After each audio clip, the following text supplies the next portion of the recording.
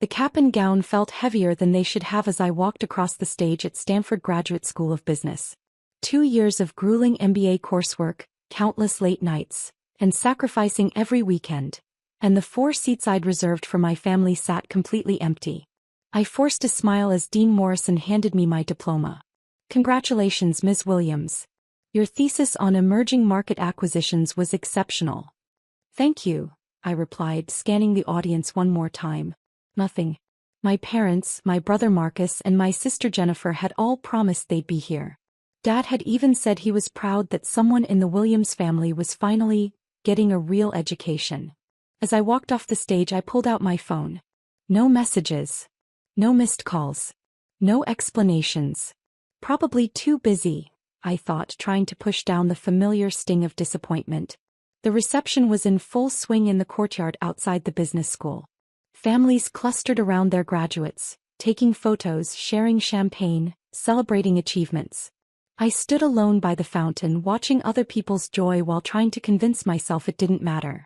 My family had a pattern of missing important moments. They'd skipped my college graduation too, claiming Dad's hardware store couldn't spare him for a weekend. They'd missed my 25th birthday because Marcus's son had a soccer game. There was always something more important.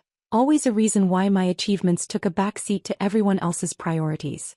Maybe they'll call later, I told myself, the same lie I'd been telling for years. The truth was, my family had never understood what I was doing.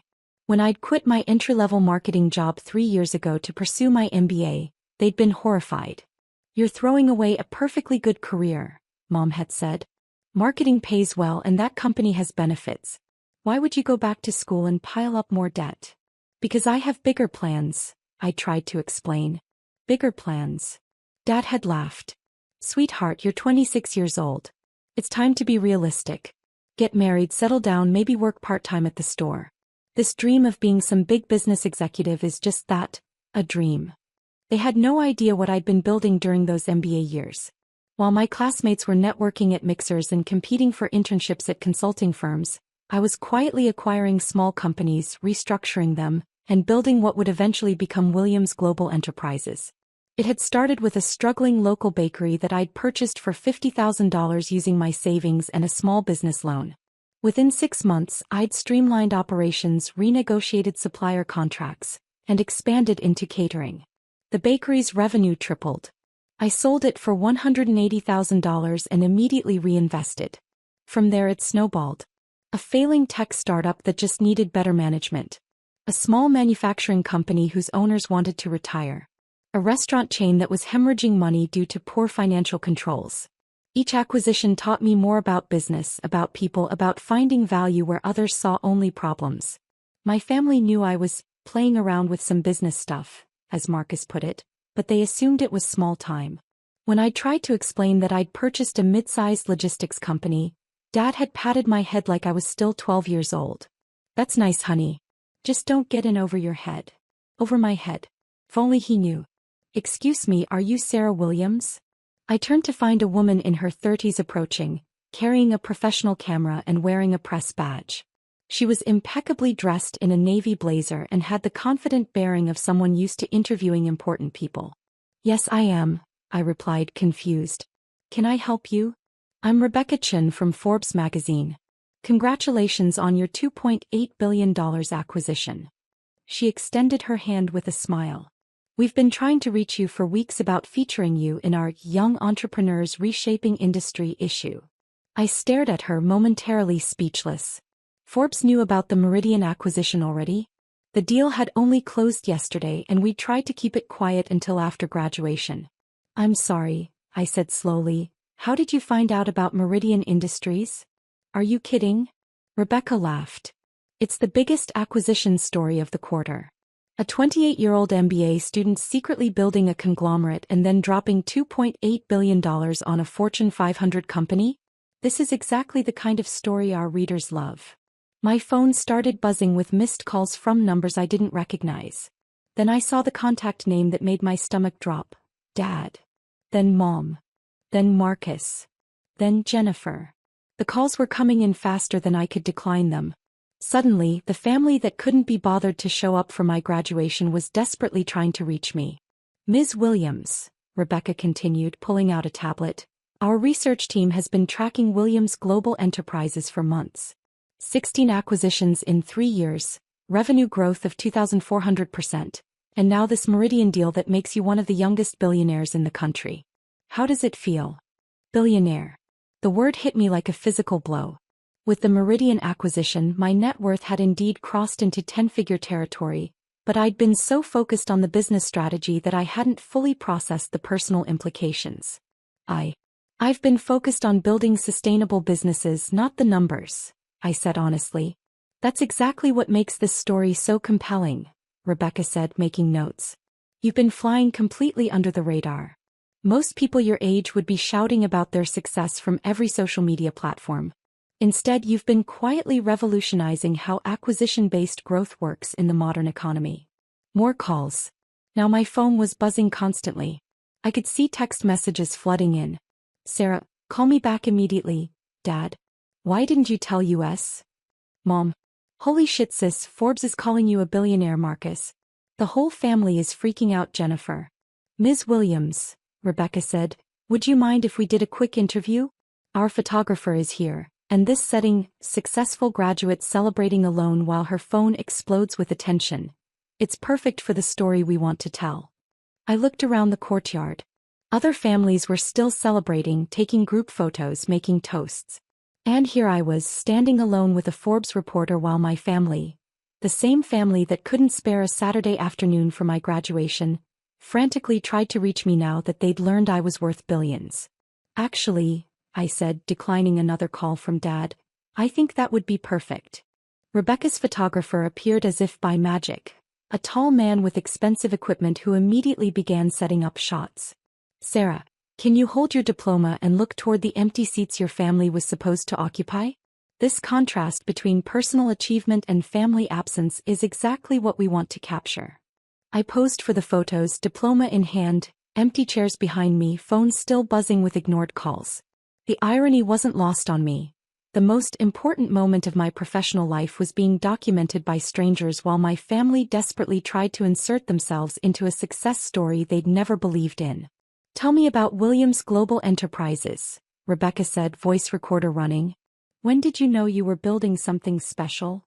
Honestly, I think it was the third acquisition. A small electronics manufacturer in Ohio. The previous owners had given up, convinced the company was worthless. But I could see the potential. They had incredible products and loyal employees, they just needed better financial management and strategic direction.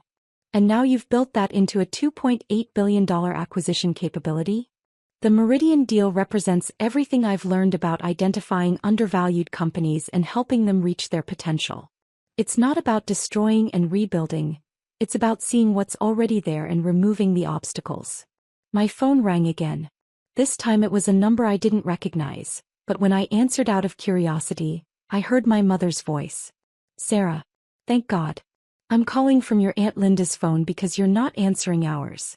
Sweetheart, we just saw the news. Forbes magazine is calling you a billionaire. Is this real?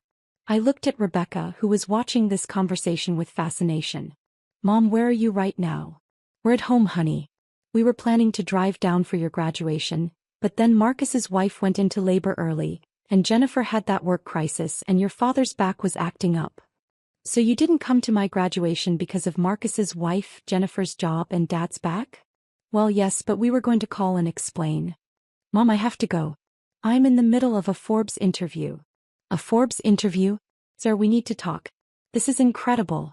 Your father wants to know if this means you can help with the store's expansion. I hung up and looked at Rebecca. This is my family. They missed my graduation because of various excuses, but now that Forbes wants to interview me, suddenly they have time to talk.